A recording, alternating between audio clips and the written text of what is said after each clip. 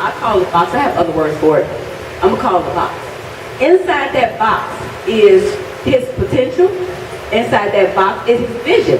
There you go. That's the word I'm looking for. His vision is inside this box. Okay. Everybody can't unlock that box. I don't give a damn what you say. I don't care.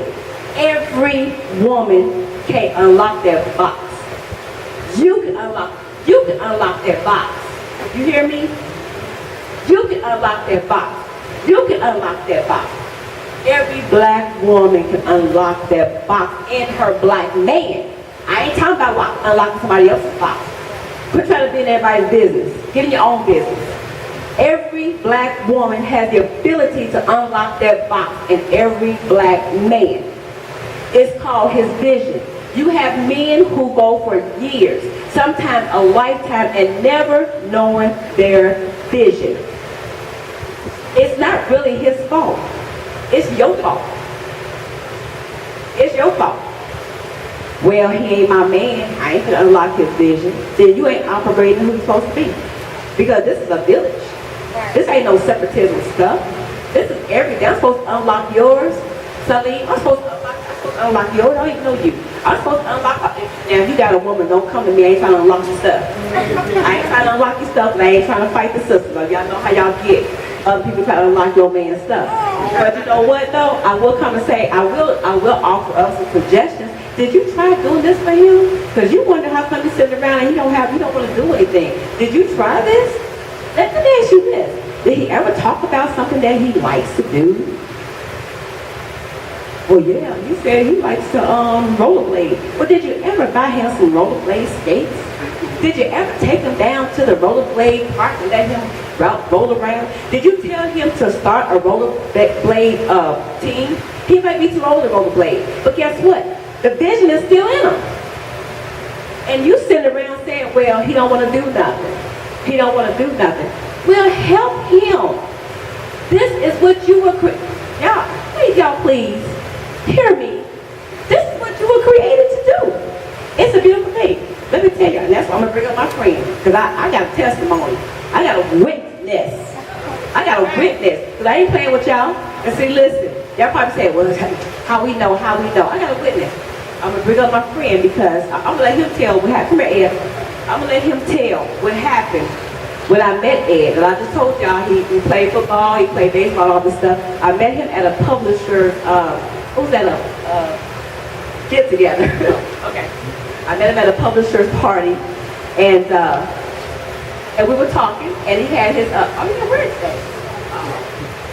See, I gotta talk to him some more. I gotta do some more unlocking, no? I saw his, I'm just messing with him, not really, but I saw his Super Bowl ring. Now, I don't get into sports, so I don't know nothing about it, but it was big, y'all. It was huge. Both my fingers fit in there. That's how big it was.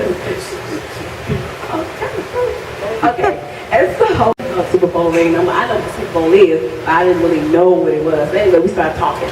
And so, as we were talking, go ahead.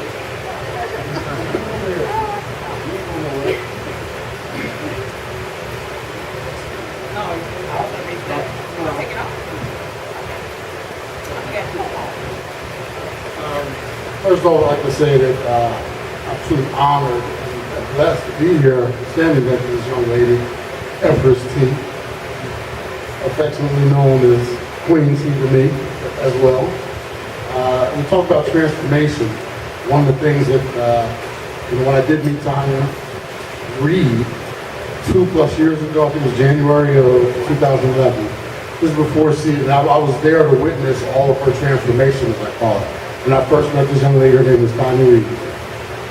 And over the course of some months, I'll go back to the original. When we first met, one of the things that I can truly say is that from day one, what you see is what you get, what you hear is what you get.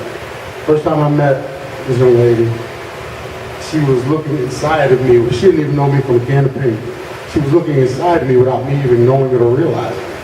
And we had a quick conversation at our first meeting at my publisher's event, and we exchanged information, and it was probably a couple days or so later, she contacted me, and she actually said to me that she saw a vision inside of me, a kingship. Those are the exact words she used. And she actually told me that she saw things inside of me that I didn't even see at the time, which I did. You know, one of the things she did, she asked me a lot of questions about what are the, you know, I know what you've done. I've seen some of your accomplishments. You know, you've written a book, you played all those years of professional sports. But what is it you want to do moving forward? And I told her real quick, you know, some of the things I've been working on after writing my book, and I was interested in maybe one day doing a little radio or something like that, but I was finding it hard to get into. Without any knowledge, I get a call a couple days later, and she's telling me, you were meant to do something, and I was brought into your life to help you do it. At first I thought, I don't even know her, what's she talking about? You know? But through some conversations, she brought some things out of me that were very deep down inside, and I was just writing a couple things down into that because they spoke exactly to me. She talked about unlocking a vision, and that's exactly what she did. And this was without any ulterior motives, nothing like that. She saw this black man who was kind of just floating around, you know. I've done and accomplished some things in my life, but she saw a direction I was supposed to be going in, and in her heart, she knew it was my job to help him get there. We formed a union, and she was pushing me, and I call it kicking and screaming. You know, she started pushing me towards some things that I knew I always wanted to do, but I, you know, a little fear. Everybody has fears of going out and trying something new. Failure is always something that scares us. But the Empress, she said, look, we're going on this journey together. Within a few months, she had me getting ready to debut my own talk show, sports talk show on KXXT 10:10 a.m. on Saturday nights. And as we got closer to it, the scared I got, the more confidence she got, which was, you know, like I said, she was just bringing it out of me. And I'm going to get off here real quick. One of the other things that you did talk about, oh, you come back. I'm going to be done in a second because I know you got to roll. But the other thing was, through our union, she talked about what she was here for, you know, as in my life, and she told me, which sometimes we have to be reminded, why I was there for her. I was supposed to be the protector. I was supposed to shield her and cover her. That was a favorite word she used all the time. You have to cover me. And to be honest, there were times when you get caught looking at other things or thinking at other things, and I failed my duty a couple times. And she always let me know when I failed my duty, and we'd make up. And it was nothing, I mean, it was, you know, times when, you know, I was thinking about other things and not being there by her side like she was mine, meaning we were doing this thing together. So, you know, like I said, the moral of the story is, you know, I'm honored to see this new transformation here. I'm excited to see where you're going from here as well. And, you know, like I said, just thank you.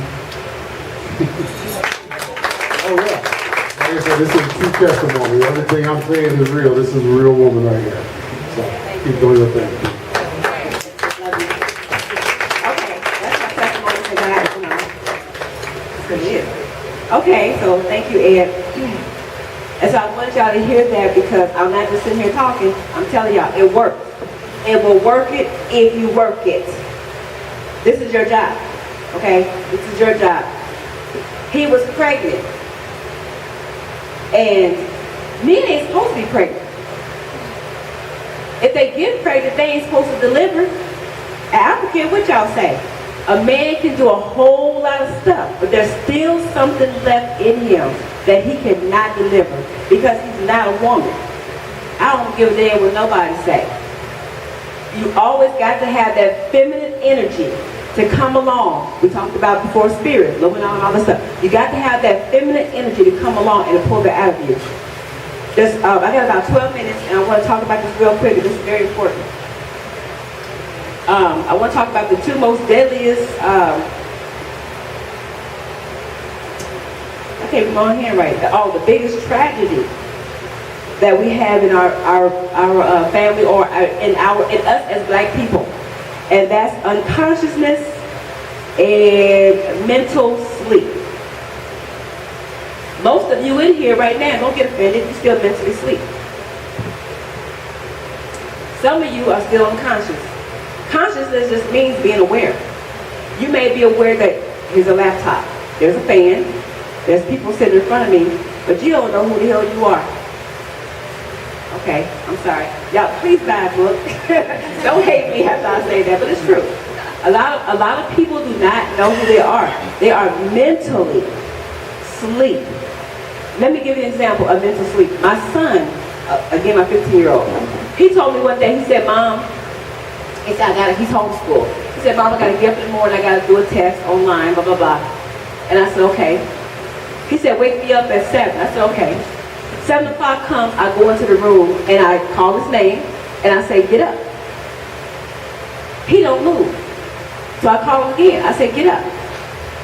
He don't move. So I went and I shook him a little bit. And I hate shaking people when they sleep. Because I know me, you shake me when I'm asleep, you best to be ready. You best to be ready to roll because it's going down. So I shook him a little bit and I stepped back. I got back. And he woke up and he said, what? And I said, it's 7 o'clock, get up. He said, well, why are you waking me up? I told my mama to wake me up. He's looking at me. He's sitting up in his bed, he's looking at me just like that. I told my mama to wake me up, what are you doing? And I'm thinking, I am your mama. But he's looking at me. And so I went back in my room and I analyzed this thing. I said, now that's kind of crazy. He's looking at me, he's talking to me, and he doesn't even recognize me. That's my definition of mental sleep. A lot of us are like that. We're zombies. We're walking around, we're eating, we're going to work, we're going to school, and we don't even know nothing.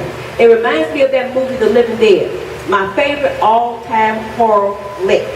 The Night of the Living Dead. Not the junk. I'm talking about the very first one, 1968, I believe. I was what, 1, 2, something like that? My favorite movie.